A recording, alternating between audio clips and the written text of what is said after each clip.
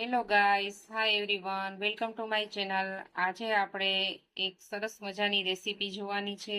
આજે આપણે કાઠિયાવાડી દેશી સરસ બિસ્કિટ જેવી કરકરી એવી ભાખરી બનાવશું. તો ચાલો આપણે જોઈએ તેની રેસીપી. ભાખરી બનાવવા માટે છે ને આપણે જાડો લોટ લેવાનો છે. બહુ જાડોય નહીં ને બહુ પાતળોય નહીં, એવો કરકરો લોટ લેવાનો છે આપણે ઘઉંનો. બરાબર,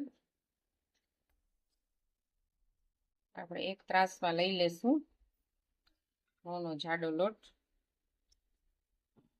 અહીંયા છે ને 3 ભાખરી બને ને એટલો મેં લોટ લીધો છે. હવે એના સ્વાદ અનુસાર આપણે નિમક એડ કરશું અને એક મોટી પાવરી જેટલું છે ને, મોટા ચમચા જેટલું આપણે તેલનું મોણ આપશું. આમાં છે ને મોણ થોડુંક ચડિયાતું જોઈએ. જો મોણ ચડિયાતું હશે ને તો જ આપણી ભાખરી બિસ્કિટ જેવી કરકરી થશે. આપણે મિક્સ કરી દઈશું.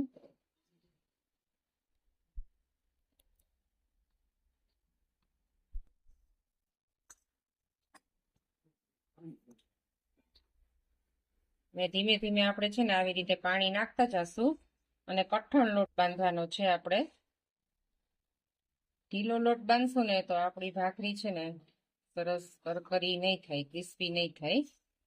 આવી રીતે પાણી નાખતા જશું અને આપણે કઠણ એવો લોટ બાંધી લઈશું. તો આપણો ભાખરીનો લોટ છે ને બંધાઈ ગયો છે, રેડી છે. ભાખરી છે ને એવી વસ્તુ છે કે આપણે જ્યારે બનાવી હોય ને ત્યારે જ લોટ બાંધવાનો. અગાઉથી લોટ બાંધી રાખશો ને તો એ લોટ સુકાઈ જશે, કારણ કે ઘઉંનો જાડો લોટ છે ને એ વધારે પાણી એબ્ઝોર્બ કરે છે.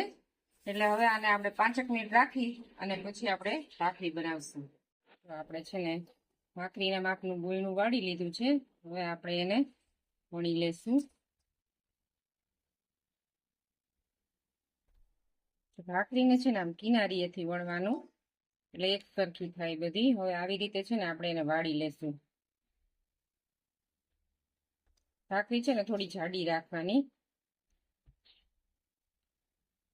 આવી રીતે વણી લેશું.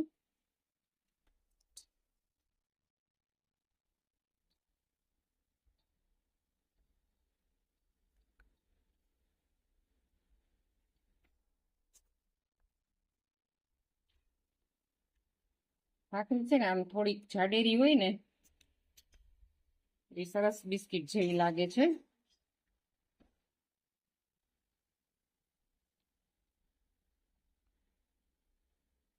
આપણી ભાખરી વણાઈ ગઈ છે. હવે છે ને આપણે આવી રીતે વેણાથી છે ને એમાં ભાત પાડી દઈશું.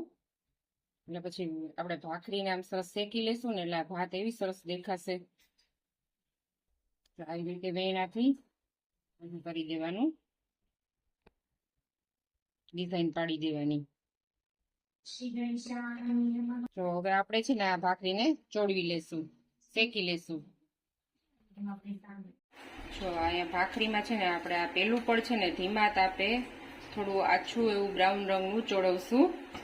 પેલું પડ ધીમા તાપે ચોળવશું, પછી થોડુંક આપણે ગેસ ફાસ્ટ કરશું અને આવી રીતે કપડાથી એને દબાવતા જવાનું અને શેકતા જવાનું. આનો શેક, ભાખરી શેકવાનો ડટ્ટો પણ આવે છે, પણ આ કપડાથી છે ને એકદમ સરખું, બધી બાજુ સરખું શેકાય છે.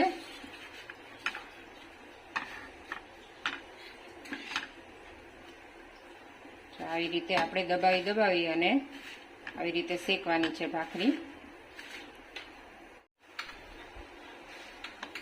જો આપણી ભાખરી છે ને સરસ શેકાઈ ગઈ છે, એકદમ સરસ. જો ભાત પડી છે બે બાજુ.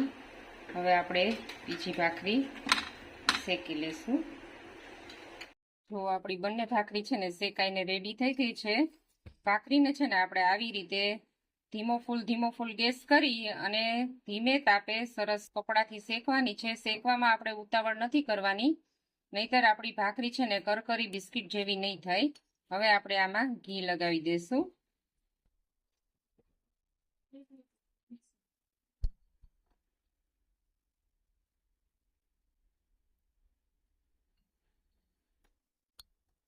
તો જો આપણી ભાખરી છે ને કાઠિયાવાડી દેશી ભાખરી આપણી રેડી છે. એકદમ ફાઇન બની છે. મને તો છે ને ગોળ કેરીનું અથાણું અને ભાખરી મારો ફેવરિટ બ્રેકફાસ્ટ છે. તમારો ફેવરિટ બ્રેકફાસ્ટ શું છે એ કોમેન્ટમાં અચૂક જણાવજો. આ ભાખરી ચા સાથે, પછી દહીં સાથે અથાણા સાથે બહુ જ ફાઇન લાગે છે. તો જો તમને મારી આ રેસીપી ગમી હોય તો તેને લાઈક કરજો અને શેર કરજો અને મારી ચેનલને સબસ્ક્રાઈબ કરજો. ફરી પાછી આપણે સરસ અલગ અલગ રેસીપીઓ સાથે મળશું. Thank you for watching.